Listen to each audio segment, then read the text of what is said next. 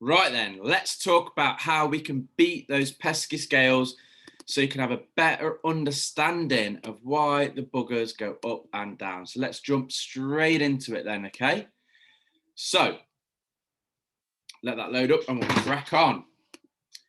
So how to beat the scales, let's go for it. Let's make this as short and as sweet as possible, and hopefully it will give you a better understanding and therefore give you a better relationship. If you have a better relationship with the number on the scales itself, the whole process of weighing yourself, you've got a better relationship with health, your fitness, your hydration, your nutrition, and everything. So it's all about the mindset here. So let's go. So it's not all about the scales, okay?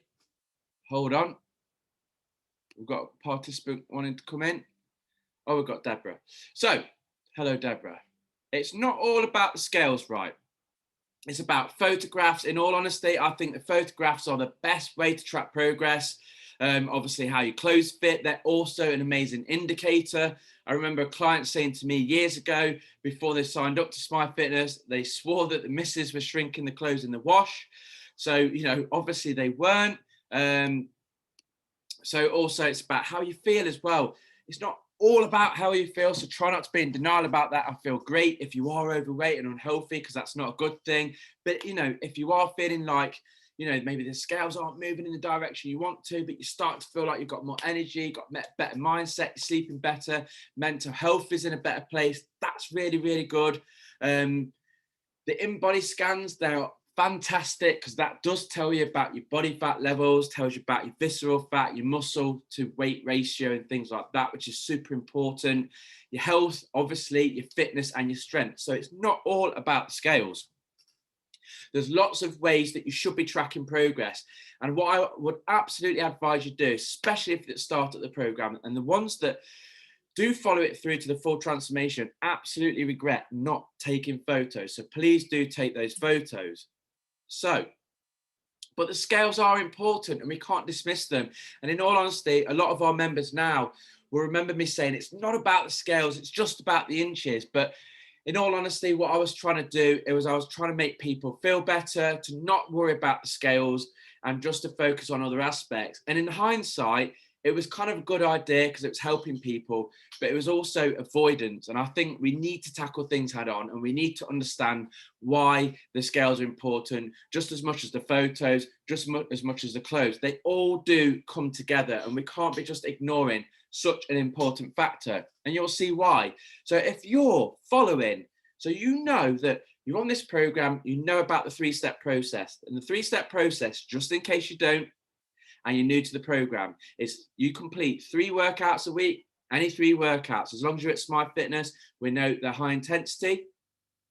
You do 10,000 steps and you track your food. If you've done 3 weeks of that and you know that your food tracking has been bang on, you've not guessed it, it's been perfect, then, and you've seen no results whatsoever on the scales, you 100% need to reach out to your coach and say, Coach, I've done everything, something's not working. And then what we'll do is we'll tweak your calories, but we'll only tweak them if we know you've been congruent to the program, because there's absolute no point in doing it if, for example, you've been guessing your takeaways or you've not been tracking your booze or something. Okay, it's really important that the scales are going in the right direction, so you're basically having the correct amount of calories. Because when we work out your calories, it's based on your profile. So number one, obviously your goals, making sure you're eating according to your goals, but also it's based on your height, weight, and age. So obviously, if the scale's been messed around with and they're not working for whatever reason, then you could be on the wrong calories. So we've got to make sure that the number is going in the right direction so we can be dropping those calories so you can drop the body fat as well. So that's the whole idea, and that's why they are important. They are an indicator of things are going in the direction. For example, if every time you do a weigh-in on Friday and the weight's going up and up and up and up and up, we know something's going wrong. If it's plateauing and then you're following it perfectly, we need to do a drop. And if obviously it's going down, we know that your weight's going down, and we'll work out your calories based on what you weigh. So I had a little pause there and I just had a chili go down my throat. Woo, that was a spicy one. So I want you to understand though what causes the fluctuations, because I think if the weights, you go on the scales and they do go up and you think, hold on a minute, past 2 weeks, I've been smashing my steps, been doing my workouts. What's going on here? Been tracking my food, bloody hell. And all along, it was just a fluctuation because of these external factors, a lot of which you can control. So number one, being dehydrated. If you're not hydrating your body, so your body stores water, end of, you're going to be heavier because it doesn't know when it's going to get the next drink next. It's used to you dehydrating it, so it's having to save it in your body. If you hydrate properly, 2 to 3 liters every day, your body will flush out the water and it will stabilize your weight. So straight away, I'm not hydrating. My scales are always fluctuating. There you go sort out your hydration. 2 liters of water. Might sound a lot to a lot of you, but really it's not that much. It's 2 liters for a sedentary person. You should be going for 3. So if they're not even hitting 2, make sure you're hitting that, and that'll make a massive, massive difference. Okay. Salt intake. So like if the day before you decide to go on the scales, you have a nice roast dinner, you track everything, the gravy and all, the roast trimmings and all that. The thing is with gravy, it's basically salt water. It is delicious. It's my favorite part. I make it super thick so your spoon can stand in it. I love gravy. But if I have a Sunday roast, my scales will massively fluctuate the next day. And that's totally cool. So when I go on the scales and I'm up by like, 3-4 kilos or whatever, I don't need to start spazzing out and stressing that everything I've done's not worked. I just know I've had a Sunday roast. And again, this is why I want to teach you this, because I think this can put you in a position of power and you stop being so emotional about the number on the scales and actually take stock of what's gone on and just accept the number and keep going so you can get those results. And this is the whole point of this. Food timing. So here is a great example, okay? We're working mega hours right now during the COVID. Let's hope you're watching this 2 years later and we'll be looking back at the COVID. And Sunday I was cream crackered. Now I'm a power lifter and I've got a certain amount of calories to hit. Now for people that, doing fat loss or whatever, you've got your calories. If you don't hit them, it's okay, it's all good. But for me, I need to hit my calories. And I ended up falling asleep on Sunday for hours. I was completely zonked out. And I had like 2,000 calories to hit before bed. So I literally had 3 meals and then went to sleep. And I was 1.7 kilos heavier on the scales the next day. And again, there was no emotion put to it. I ate a lot of food that I wouldn't eat at that time of the night. Obviously, at that time of the night, I would have usually just had one normal evening meal, but I literally had meal after meal after meal back to back, and I was naturally heavier. And then lo and behold, the next day I ate like a normal person, normal food timings, whatever, on the scales the next day, and it was all normal again. So again, I understand about the fluctuations, no emotion put into it. You might have a crap set of scales. How new or old are your scales? Make sure you get a decent pair.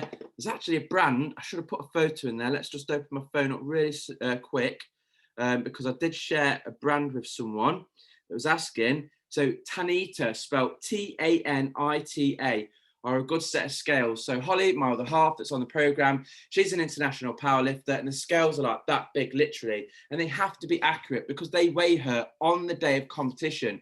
So if she's weighing herself incorrectly at home, she could travel all the way to Dubai or America or whatever and be way overweight and not be able to compete. So she needs a set of scales that are quite decent. And what we always do is we weigh ourselves on the same part of the floor every day, and we pop a kettlebell on the scales to make sure they're not becoming faulty, because as they get older, they do get faulty, and we store them away carefully. I know that sounds silly, but sometimes people just throw them around. They're quite delicate. So make sure you've not got rubbish scales, and always, no matter what, if they're brand new, whatever, check they are working properly, okay? Pop a weight on them and make sure they're bang on every time, and do a few tests on them, because if every time you put them on, they're giving you different readings, then those scales are not accurate. But the Tanita ones are really good. They're nice and small, and they're great.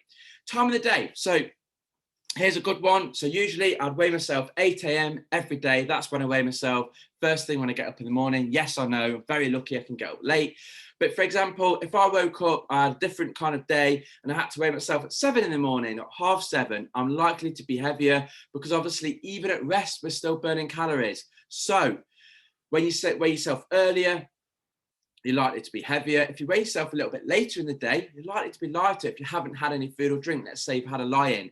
So the time of day matters. So it goes to show with absolutely everything, doesn't matter what you're doing, the steps, the nutrition, the training, the way you weigh yourself, consistency plays a big part. So if you can, have your last meal, same time in the evening, and weigh yourself the same kind of day, time of the day when you do weigh yourself. The type of food you eat. So if I have a food that I know makes me a bit windy, shall we say, and it bloats me up, and it's just a food that disagrees with me, when we're blocked up, we're not passing, movements or whatever, and it makes us way heavier because we're blocked up. As simple as that, and it's nothing to do with body fat. Again, it's just food volume in the stomach that needs to make its way out. So look, if you're about to weigh yourself and you want to just get an accurate recording because you want to make sure your coach sorts out your calories right for you, then obviously don't eat something that's going to upset your stomach. In all honesty, avoid anything that upsets your stomach, even if you love it. Like, I'm lactose intolerant. I love ice cream. I love like Cadbury's Dairy Milk chocolate. But at the end of the day, I have a portion of that and I'm pretty bad for a couple of days, and poor old Holly has to enjoy the smell of it all as well, right? There's just no point. So look, if your goal is to get in shape, you weigh yourself, you want to be like full of energy, you don't want stomach aches and stuff like that. Anyway, avoid food that upsets your stomach. Obviously, the time of the month can make a difference. The closer and closer you get towards your period is obviously the time when you're retaining more water, you're heavier. So really, if you're like trying to compare like results and stuff in terms of weight, the best time or timing for that is like day 1 of your cycle, month 1 against day 2 of your cycle, day 1, and month 3, day 1, month 4, day 1. So then you're getting like a more realistic version of what you weigh, and then you can compare those numbers. Your hormones can make a difference. So you could be on medication that's affecting that. Booze makes us retain a lot of water, massively dehydrates you. So even if you have a glass of wine tonight, it probably will mess with the scales tomorrow. So look, leading up to like weigh-in Friday, we always talk about Friday's weigh-in day or whatever your weigh-in day is. Try and make the circumstances as good as possible. You're trying to avoid the salt. You're making sure you're hydrated. You're not going to be hitting the booze. You're not going to eat those damn peppers that bloat you. You're not going to get up 2 hours early and weigh yourself. You're not going to try and squeeze in all your dinners at the end of the day. All these things to think of. But once you understand them, you can make them a part of everyday life. Medications, medications can make you weigh more. And like I just said, Friday is weighing day. So it's all about making the circumstances right. And the reason I don't make Monday a weighing day, because I have a few beers on Saturday and have a pizza. The pizza's high in salt, the beers makes you retain water. And I do usually have a Sunday roast as well. So if I was getting everyone, and I'm sure a lot of people have a similar kind of pattern to me, they're having nice treats. Everything, by the way, I track everything, but it still messes with the scales. I have a fluctuation on Monday. It's a little bit lower on Tuesday. And as my food quality obviously is improved through the week, Friday seems to be like a perfect kind of time and everything's stabilized and I can weigh myself and get more of a true way of what I weigh. You know what I mean? So get your conditions right. Keep hydrated. Don't eat late. No salt. Make sure you ain't choosing something that's blocking you up and making you windy, and weigh your scales. Get the conditions right and weigh yourself at the right time of the day. And if you are insistent upon weighing yourself every day, I do this for my sport, and I do this because I don't mind the black fluctuations. But if it messes with your head, but you still insist on weighing yourself every day, we're not going to stop you. We're just going to empower you and show you how to do it with less emotion. And what the best thing to do is set up a simple spreadsheet and create an average. So you can see on the left-hand side, on Monday, 90.3, then 90.7. So it's gone up. Shock horror. Someone would have had a terrible day that it went up and it went down again, but it didn't hit the 90.3. So I'm still pissed off in a bad mood. And then it hit 90.3. Yay, I'm in a good mood. 90.5, I'm in a shit mood. 90.4, not as good. And 91.3, what the F? Now that 91.3 is actually Monday morning, because actually I weighed Tuesday, Wednesday, Thursday, Friday, Saturday, Sunday, and then back to Monday. So basically 90.4 was Sunday. Okay, and then I had my Sunday roast, 91.3 from all the salt and the gravy. So the great thing about doing it every day is you start to learn what food you eat and what certain times of the day, what's causing the fluctuations. Again, puts you in a position of power. And then another week, you've got an average. Maybe I didn't have a Sunday roast because it's not so big, but the great thing about this average, right, even though there's all these fluctuations going on which can cause emotional spikes in people's journey, All you've got to do is deduct one average from the other, and there's actually, over the week period, 0.11 difference, not much difference at all. And this is a nice gradual way of losing weight. You know, I'm doing it a lot more gradual because I'm trying to hold on to muscle for powerlifting, but I just wanted to get the point across. Take the average, compare the averages, don't compare the day by day. Compare the average, okay? And like I said, you'll start seeing patterns of what's causing the fluctuation, and you start getting smart and go, do you know what, I'm going to avoid that. And then sometimes I'll be thinking, do I want a Sunday roast? Do I want it to spike? Because it's just nice to see a good number. Key message here, there's loads of things that affects the scales. There's lots of things you can control. There's some that you can't, obviously medication, your hormones, time them up and all that. Learn to take control of this. So like now you've got some knowledge now, you can figure out, is there something that's causing it? I mean, with Holly, she's been losing weight amazingly, it's been going really well. And she decided to change her glucosamine and chondroitin tablet, and all of a sudden, and we didn't realize this at the time, but all of a sudden her weight was going up and up and up. And I think she was like 1.6 kilos heavier. And we're like, what's going on? We know that she meticulously tracks. She never misses a step. She never misses a workout. And then she had to change that supplement purely because they ran out of stock. So she figured out when she was having it, her stomach was like bloating. So she basically chopped that out, ordered the new one when it's back in stock, back to the supplement. Lo and behold, her weight went back to stabilizing, and then she carried on with a weight loss journey. So that was quite interesting. So it helps you become more in tune with your body. And this is how you can take control. It's not all about the scales, but they are an indicator of what's going on, all right? You know, focus on your photos, focus on how your clothes fit, and I would highly recommend the in-body scans because that's just black and white, it's completely accurate, and it tells you muscle, fat, and visceral fat, and all those things. And hopefully this will help you build a better relationship with the scales. Okay, so we're now down to the Q&A. I'm not sure yet. Deborah's still with us, so I'll stop sharing the screen. Hey up, Deborah, how you doing, my love? I need to, hold on, I don't know what I'm doing here myself. I don't know how to use this, you know, Deborah. So, participants, asked to unmute. So I've asked to unmute you, my lover. Okay, unmuted. How did you find that? Bit of useful info there? Yeah, and also with the chat that we had earlier on. Yeah. My weight on your scales, I was lower than I am on mine. Okay, right. I converted it back into pound. I was 12 stone 9.